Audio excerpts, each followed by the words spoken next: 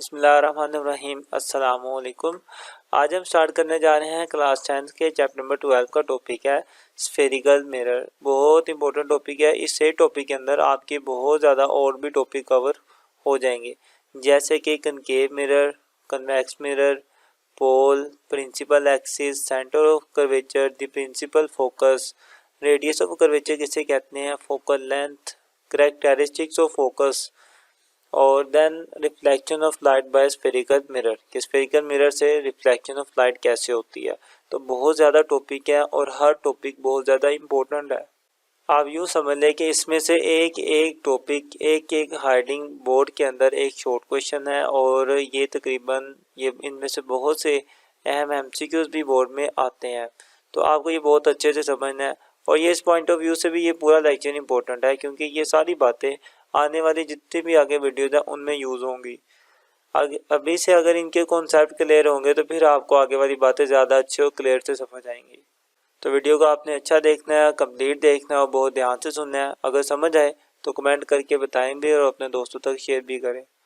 अगर आप इसके अलावा कोई वीडियो हासिल करना चाहते हैं तो आप उसका नाम यूट्यूब के सर्च बार पर लिख के साथ में चैनल का नाम लिखेंगे तो आपको हमारी वीडियोस मिल जाएंगी।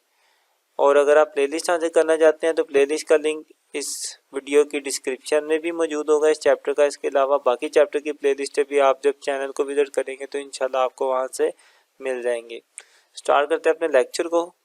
स्फेरिकल मिरर्स, तो देखते हैं कि स्फेरिकल मिरर्स क्या होते हैं। स्फेरिकल मिरर बेसिकली पहले आपको पता होना चाहिए कि स्फेयर किसे कहते हैं। स्फेयर कोई ऐसी गोल चीज़ होती है जो अंदर से खाली हो, जैसे कि आपकी टेनिस की बॉल होती है वो अंदर से खाली होती है, तो वो एक स्फेयर होता है। इसी तरीके से आप मान लें कि आपके पास एक स्फेयर मौजूद है, और ये जो स्फेयर है ये आपका ग्लास का भी हो सकता है, प्लास्टिक का भी हो सकता है, मतलब शीशे का भी हो सकता है, प्लास्टिक का भी हो सकता है। अगर मैं यूं करूं कि इस स्फेयर की एक साइड काट दूं कुछ इस तरीके से काट दूं और इसको मैं अलग कर लूं, तो मेरे पास कुछ ये चीज़ आ जाएगी।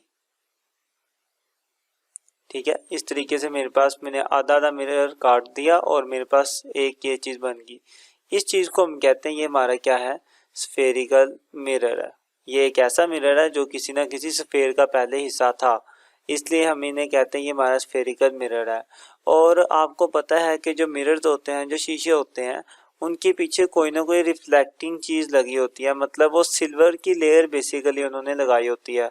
तो इस मिरर के पीछे हमने एक सिल्वर की लेयर लगाई होती है, और इस लेयर को प्रोटेक्ट करने के लिए भी हमने इसके ऊपर एक और लेयर लगाई होती है, रेड कलर की भी होती है, और ये अक्सर आपने तकरीबन ग्रे कलर की भी देखी होगी, मिरर के पीछे कोटिंग सी की होती है।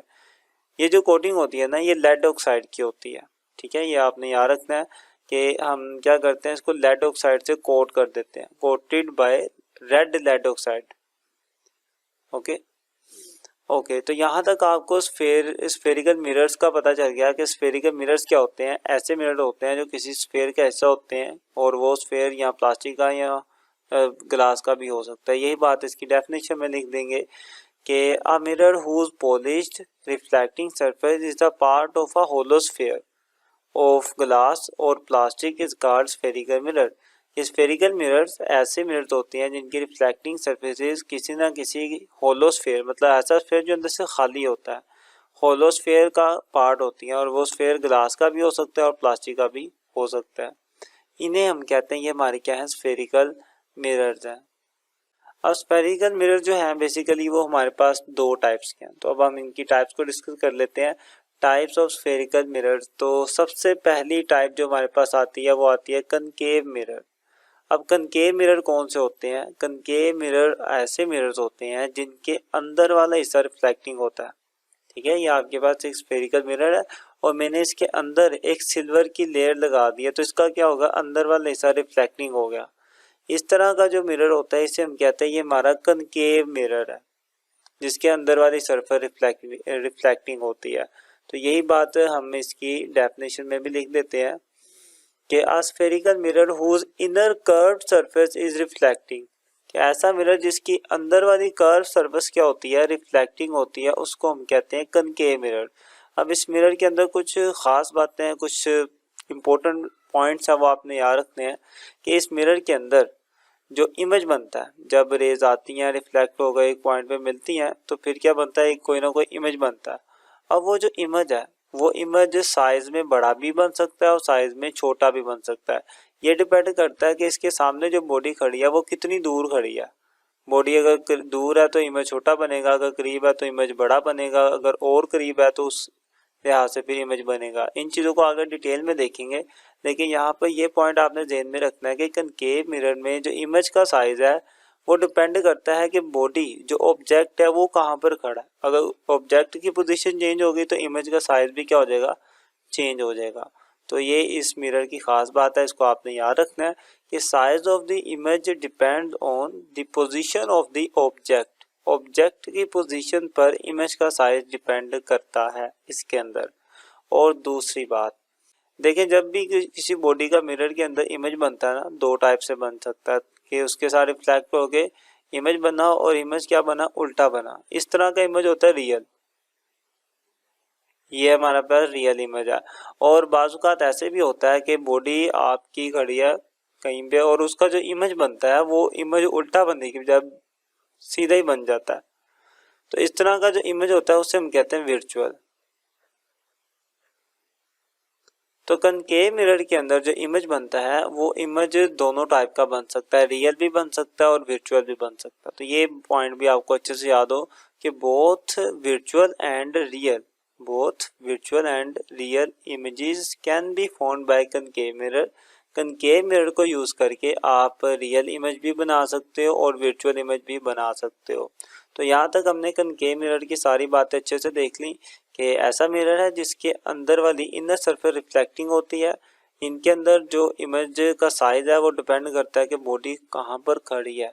और दूसरी बात हमने तीसरी बात बल्कि ये पढ़ ली कि इमेज जो होती है वो हमारी रियल भी हो सकती है और वर्चुअल भी हो सकती है। तो उम्मीद करता हूँ कि आपका जो कनकेव मिरर है वो कंप्लीट आपको समझ आ गया होगा। अब बात करते हैं हम अपने कन्वेक्स मिरर की। कन्वेक्स मिरर कैसे काम करता है और ये क्या चीज़ है। तो अगर आप अपने स्फेरिकल मिरर की बाहर वाली सरफेस को रिफ्लेक्टिंग बना दें, जैसा कि आपने इस डायग्राम में भी देखा कि बाहर वाली सरफेस क्या हमारी रिफ्लेक्टिंग है, बाहर हमने एक चमकदार चीज़ की कोटिंग की हुई है तो बाहर वाली रिफ्लेक्टिंग होगी। इसलिए अब इस मिरर को हम क्या कहेंगे, ये हमारा है कन्वेक्स मिरर। इस तरह के मिरर को हम कन्वेक्स मिरर कहते हैं कि जिनकी आउटर सरफेस रिफ्लेक्टिंग होती है। यही बात इनकी डेफिनेशन में हमने लिखी है। A spherical mirror whose outer curved surface is reflecting is called convex mirror। कि ऐसे मिरर जिनकी बाहर वाली आउटर सरफेस क्या होती है, रिफ्लेक्टिंग होती है, ऐसे मिरर्स को हम कहते हैं ये हमारे कन्वेक्स मिरर है। और इसकी भी दो खास बातें आपने याद रखनी है कि कन्वेक्स मिरर के अंदर जो इमेज है वो हमेशा छोटा बनता है ऑब्जेक्ट से। मतलब ऑब्जेक्ट जितना भी है उसका इमेज हमेशा क्या बनेगा, ऑब्जेक्ट के साइज से छोटा ही बनेगा। ऐसा नहीं है कि बॉडी से बड़ा उसका इमेज बन गया, ऐसा कभी नहीं होगा, हमेशा इमेज छोटा ही बनेगा।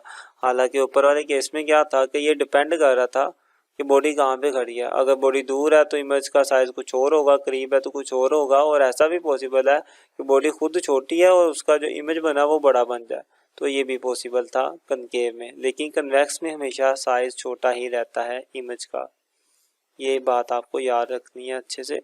वो हमने लिख दी, the size of image is always smaller.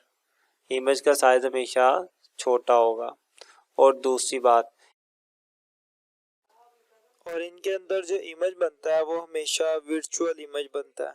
Virtual image ऐसा इमेज होता है जो हमेशा मतलब अगर आपकी बॉडी यूं सामने खड़ी है, ये आपकी बॉडी है, तो इसका इमेज भी क्या बनेगा, बिल्कुल स्ट्रेट बनेगा। ऐसा नहीं है कि इमेज उल्टा बन जाए।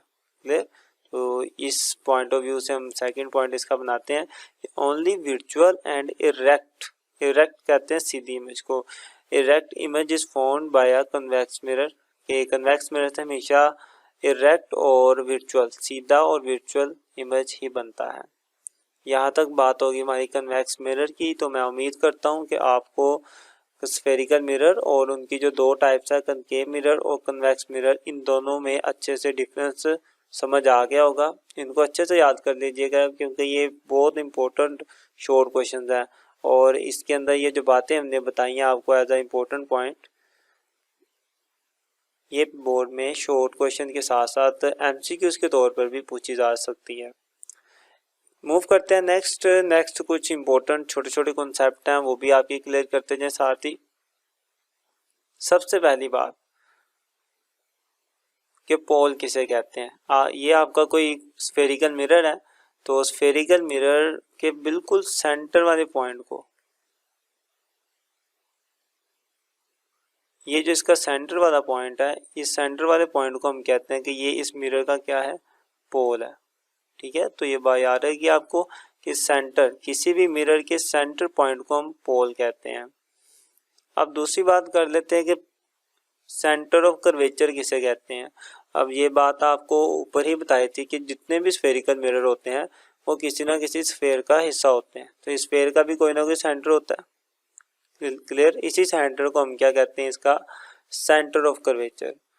तो मैं यूं कह सकता हूं कि ये किसी ना किसी स्फेयर का पहले पार्ट था, उस स्फेयर का जो सेंटर था फर्ज कर लेते हैं उसका वो सेंटर अभी के लिए यहाँ पे है, तो इसलिए उस स्फेयर का जो सेंटर है उस सेंटर को हम क्या कहेंगे, सेंटर ऑफ कर्वेचर। क्लियर। अच्छा, नेक्स्ट बात करते हैं रेडियस ऑफ कर्वेचर किसे कहते हैं। तो रेडियस ऑफ कर्वेचर ये होता है कि आपके सेंटर ऑफ कर्वेचर से लेकर जो आपके मिरर का पोल है, इनके बीच का जितना भी डिस्टेंस होता है इसको हम कहते हैं ये हमारा रेडियस ऑफ कर्वेचर होता है।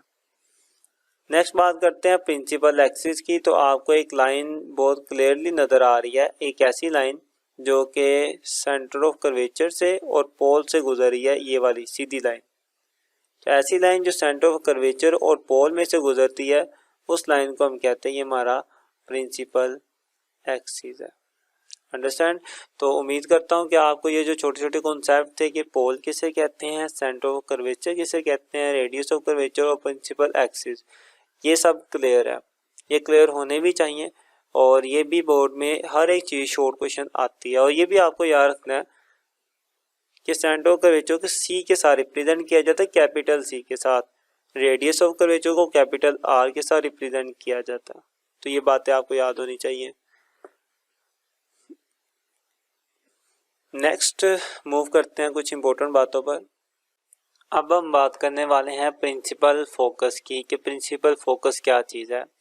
जैसा कि आपको बता दिया गया कि हमारे पास जो मिरर है वो दो टाइप के हैं। नंबर 1 एक कनकेव मिरर है, और कनकेव मिरर आपको पता है ऐसा मिरर होता है जिसके अंदर वाली सरफेस क्या होती है, रिफ्लेक्टिंग। तो देखिए अंदर वाली सरफेस को रिफ्लेक्टिंग बनाया गया, तो मतलब ये कनकेव मिरर होगा।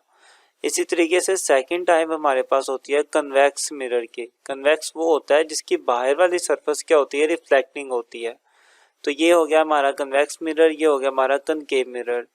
अब होता क्या है कनकेव मिरर के अंदर, पहले कनकेव मिरर की बात करते हैं कि जो रेज होती हैं, लाइट रेज यूँ आएंगी, इसके साथ टकराएंगी और टकरा कर इस तरीके से एक पॉइंट पर मिल जाती हैं सारी की सारी रेज।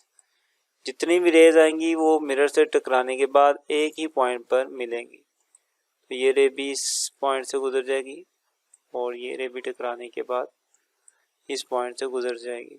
तो जितनी भी रेज होंगी आपके पास, जितनी भी होंगी, वो सारी की सारी मिरर से टकराने के बाद एक सिंगल पॉइंट से गुजरेंगी। उस सिंगल पॉइंट को जहाँ पर सारी रेज मिलती हैं, इकट्ठी होती हैं, और आप यूँ कह सकते हो कि कन्वर्ज होती हैं, यूँ इकट्ठे हो जाने को हम कन्वर्ज भी कहते हैं। उस सिंगल पॉइंट को हम कहते हैं ये हमारा क्या है, फोकस है। क्लियर। तो कनकेव मिरर का फोकस ये है, और इसी बात को हम डेफिनेशन की फॉर्म में भी लिख सकते हैं कि फोकस किसे कहते हैं, कि after reflection from a concave mirror, कि कनकेव मिरर से रिफ्लेक्शन के बाद rays of light parallel to the principal axis converge to point F, कि जो प्रिंसिपल एक्सिस के पैरेलल रेज है, मतलब यूँ सीधी जो रेज आ रही हैं, ये टकराने के बाद एक ही पॉइंट पर कन्वर्ज हो जाती हैं। This point is called principal focus, और इसी पॉइंट को हम उसका प्रिंसिपल फोकस कहते हैं। तो उम्मीद है कि आपको ये प्रिंसिपल फोकस का कॉन्सेप्ट भी क्लियर हो गया होगा। ये बात की थी हमने कनकेव मिरर की। अब बात करते हैं कन्वेक्स मिरर की। कन्वेक्स मिरर के केस में कुछ काम इस तरीके से होता है कि जो लाइट रेज आएंगी, टकराएंगी, टकराने के बाद इस तरीके से मुड़ जाएंगी, वापस पीछे की तरफ मुड़ जाएंगी। जितनी भी रेज आएंगी टकराने के बाद मुड़ती जाएंगी, ये भी टकराने के बाद इस तरीके से फैल जाएगी, और ये भी टकराने के बाद इस तरीके से मुड़ जाएगी। क्लियर। तो सारी की सारी रेज होती हैं वो टकराने के बाद फैल जाती हैं, यानी कि पीछे की तरफ वापस मुड़ जाती हैं। इस तरीके से रेज आपस में नहीं मिलती। तो रेज तो नहीं मिलती, लेकिन इसका मतलब ये नहीं है कि कन्वेक्स मिरर का कोई फोकस नहीं है। हम यूं इसका फोकस बनाते हैं कि जितनी भी रेज है हम इनको पीछे की तरफ एक्सटेंड करके देखते हैं। तो जब पीछे की तरफ तमाम रेज को एक्सटेंड किया जाता है तो ये सारी की सारी रेज एक ही पॉइंट पर मिलती हुई नजर आती हैं। जब सब रेज को पीछे की तरफ एक्सटेंड किया जाएगा तो आपको सारी की सारी रेज एक ही पॉइंट पर मिलती हुई नजर आएंगी। ये जो सिंगल पॉइंट आपको नजर आ रहा है, इसी पॉइंट को हम कहते हैं ये हमारा क्या है, फोकस है, प्रिंसिपल फोकस है। तो कन्वेक्स मिरर का प्रिंसिपल फोकस कुछ इस तरीके से फाइंड आउट किया जाता है। और यही सारी बात आप डेफिनेशन में लिखोगे तो ये इसके फोकस की डेफिनेशन हो जाएगी। और देखते हैं इनकी डेफिनेशन को। Rays of light parallel to rays of light appears to diverge from F, के जो लाइट की रेज है इस तरीके से महसूस होती हैं। अपीयर का मतलब है कि दिखाई देती हैं कि ये पॉइंट एफ से फैल रही हैं आगे की तरफ। अगर आप डायग्राम को गौर से देखो ना, और कोई शख्स फर्ज करो इस पॉइंट पे मौजूद है, वो यहाँ पे खड़ा होकर देखेगा ना तो उससे लगेगा कि सारी की सारी रेज इस पॉइंट से शुरू हो रही हैं और यूं आगे की तरफ फैल रही हैं। यही बात वो कह रहा है कि एक ऐसा पॉइंट होता है हमारे पास जिसके ऊपर जब आप खड़े होते हो तो आपको ऐसा लगता है कि सारी रेज यहाँ से ही आगे की तरफ मूव कर रही हैं। तो उसी पॉइंट को हम उसका फोकस कहते हैं। इस बात को उसने कुछ इस तरीके से लिखा है कि rays of light appears to diverge from F, के लाइट की रेज ऐसे महसूस हो रही होती है कि वो एफ से डाइवर्ज हो रही हैं, मूव कर रही हैं। This point is called the principal focus of the convex mirror. इसी पॉइंट को कन्वेक्स मिरर का प्रिंसिपल फोकस कहते हैं।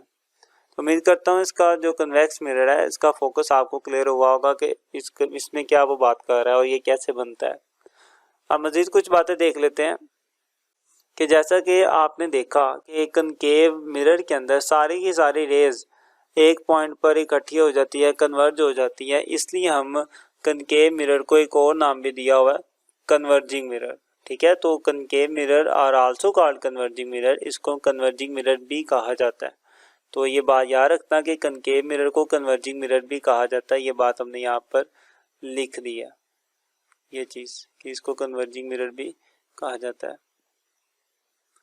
अच्छा, नेक्स्ट एक और बहुत इंपॉर्टेंट पॉइंट है कि आपने देखा कि सारी की सारी रेज एक पॉइंट पे इकट्ठी होती हैं और ये सच में होती हैं। सारी की सारी रेज बिल्कुल इसी तरीके से रिफ्लेक्ट होकर एक पॉइंट पे इकट्ठी होती हैं, हमें नज़र आती हैं। जब आप इसका मुशाहदा करते हैं तो ऐसा ही होता है। तो यही चीज़ कि हम कह सकते हैं कि इसका जो फोकस है वो क्या है, रियल है। ये बात लिखी हुई है मैंने कि rays actually pass through this point, therefore this is called real focus, कि इस पॉइंट से सच में रेज गुजरती हैं, एक्चुअली गुजर ही होती है, इसलिए इसी पॉइंट को हम क्या कहते हैं, ये हमारा क्या है, रियल फोकस है।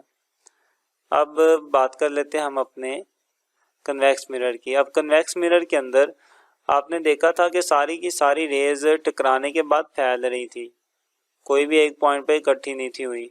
इसलिए हम कन्वेक्स मिरर को डाइवर्जिंग मिरर भी कहते हैं, क्योंकि इसमें रेज टकराने के बाद डाइवर्ज हो जाती हैं, मुड़ जाती हैं। तो इसलिए इसका नाम क्या है, डाइवर्जिंग मिरर भी इसका एक नाम है। तो कन्वेक्स मिरर और आल्सो कॉल्ड डाइवर्जिंग मिरर, ये बात याद रखनी है कि इसको डाइवर्जिंग मिरर भी कहा जाता है।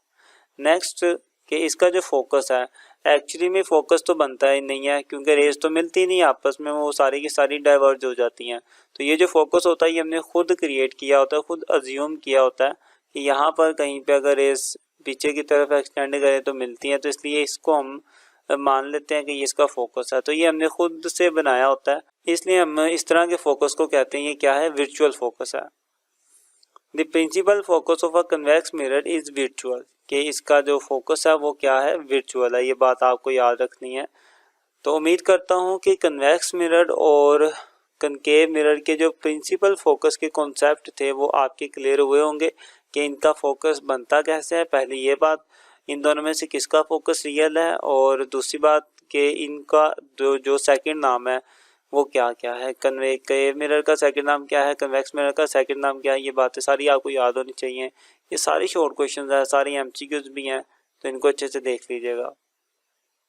अगर आपको कुछ पूछना हो तो आप ज़रूर कमेंट में पूछ सकते हैं हमसे। नेक्स्ट बात करते हैं कि अभी जो भी बातें हमने पीछे पढ़ ली हैं, इन सारी बातों को समराइज करें, इकट्ठा करेंगे एक ही टेबल के अंदर। तो उसका हेडिंग बुक में इस तरीके से दी हुई है कि characteristics of focus of a concave and convex mirror, कि इनके जो फोकस की करैक्टरिस्टिक्स हैं अब वो हम एक टेबल की फॉर्म में लिखेंगे। वही बातें होंगी जो आपने अभी ऊपर पढ़ी हैं, बस टेबल की फॉर्म में जब लिख देते हैं वो, तो फिर इस तरीके से जल्दी जल्दी वो याद हो जाती हैं। और ये पेपर में अलग से छोड़ भी आता है कि करैक्टरिस्टिक्स लिखिए, तो आपको भी इसी तरीके से ना दरमियान में लाइन लगा के इन दोनों की करैक्टरिस्टिक्स को लिख देना है। सबसे पहले कन्वेक्स मिरर की बात कर लेते हैं। Focus lies behind the mirror. Convex mirror का फोकस मिरर के पीछे होता है। देखें, ये था ना आपका convex mirror,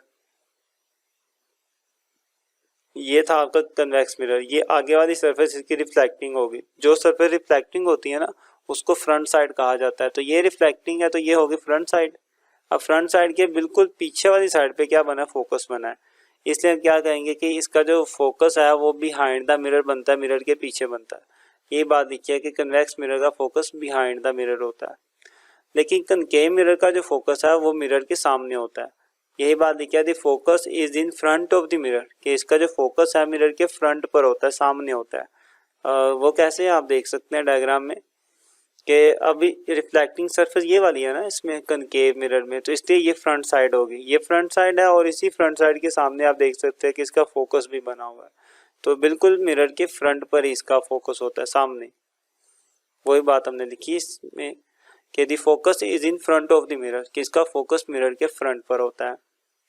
next convex mirror की बात करते हैं कि focus is virtual as the rays of light after reflection appears to come from the focus, कि इसका जो फोकस है वो वर्चुअल है। ये बात हमने पहले भी की हुई है कि इसके अंदर ये जो फोकस बनता है ये वर्चुअल बनता है, क्योंकि इसमें से रेज गुजरती नहीं है, बल्कि यहाँ पे जब आप होते हो तो आपको ऐसा लगता है कि यहीं से आगे मूव कर रही है। तो इसलिए ये वर्चुअल है, क्योंकि ये एक्चुअली में बनता नहीं है, खुद ड्रा किया जाता है। तो ये क्या हो गया, वर्चुअल हो गया। अब बात कर लेते हैं कनकेव की, तो इसका जो फोकस है वो रियल होता है। और ये बात भी हमने की थी कि सारी रेज टकरा कर रियल में सच में एक पॉइंट पे इकट्ठी होती है, इसलिए ये फोकस क्या है, रियल है। तो मैं कह सकता हूँ the focus is real as the rays of the light after reflection converges at the focus, कि सारी की सारी रेज रिफ्लेक्ट होने के बाद एक ही पॉइंट पर कन्वर्ज हो जाती हैं, एक ही पॉइंट पर इकट्ठी हो जाती हैं रिफ्लेक्शन के बाद। इसलिए इस वाले फोकस को क्या कहते हैं, हम रियल फोकस कहते हैं। तो ये इन दोनों के बीच में ख़ास और मेजर डिफरेंस थे कन्वेक्स मिरर और कनकेव मिरर में। कुछ भी पूछना हो तो आप ज़रूर करें कमेंट, और अगर समझ आ रही है तो वीडियो को ज़्यादा से ज़्यादा शेयर भी करें। मैं उम्मीद करता हूँ कि आपको समझ आया होगा ये सब कुछ। तो यहाँ तक हमने करैक्टरिस्टिक वाला भी टॉपिक कवर कर लिया। अब बात कर लेते हैं फोकल लेंथ की। ये एक छोटा सा टॉपिक है, इसको देखते हैं। फोकल लेंथ क्या, आपने अभी भी पीछे आपको बताया था कि ये जो मिरर होता है इसके सेंटर को हम कहते हैं इसका पोल है। ये होता है इसका पोल, और जहाँ पर सारी की सारी रेज इकट्ठी होती हैं उससे हम इसका क्या कहते हैं, फोकस कहते हैं। क्लियर, जहाँ पर रेज सारी इकट्ठी होती हैं वो होता है हमारा फोकस। तो इस पोल और फोकस के बीच में जो डिस्टेंस होता है ना, फोकस और पोल, इन दोनों के बीच में जो डिस्टेंस होता है इससे ही हम क्या कहते हैं, हमारी ये फोकल लेंथ। ओके, तो it is the distance from the pole to the principal focus. देखें, पोल और प्रिंसिपल फोकस के बीच में जो डिस्टेंस होता है उसे हम इसका फोकल लेंथ कहते हैं। ये बात आपको अच्छे से याद होनी चाहिए, फोकल लेंथ किसे कहते हैं। और एक और बड़ी इंपॉर्टेंट चीज़ है कि फोकल लेंथ को स्मॉल एफ के साथ रिप्रेजेंट किया जाता है और फोकस पॉइंट को कैपिटल एफ के साथ रिप्रेजेंट किया जाता है। ये हमारी फोकल लेंथ थी, तो इसे मैं स्मॉल एफ के साथ रिप्रेजेंट करूँगा। ये बात याद रखिएगा। अक्सर बच्चे मेडिकल में भी इनको आपस में नहीं डिफ्रेंशिएट करते, जिसका जहाँ दिल करता है कैपिटल एफ स्मॉल एफ लिख देता है, तो ये चीज़ें गलत हो जाएंगी आपकी। यहाँ तक हमने प्रिंसिपल फोकस को डिटेल में पढ़ लिया और फोकल लेंथ को भी देख लिया। अब नेक्स्ट आपका लास्ट टॉपिक स्टार्ट होता है, तो उसको भी कवर करते हैं।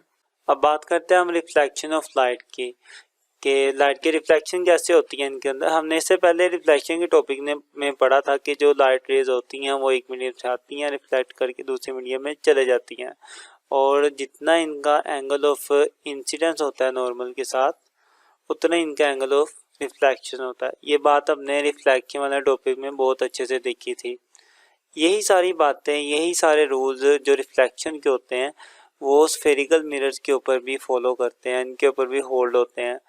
चाहे आपका मिरर कनकेव है चाहे कन्वेक्स है, यही रूल्स फॉलो होंगे।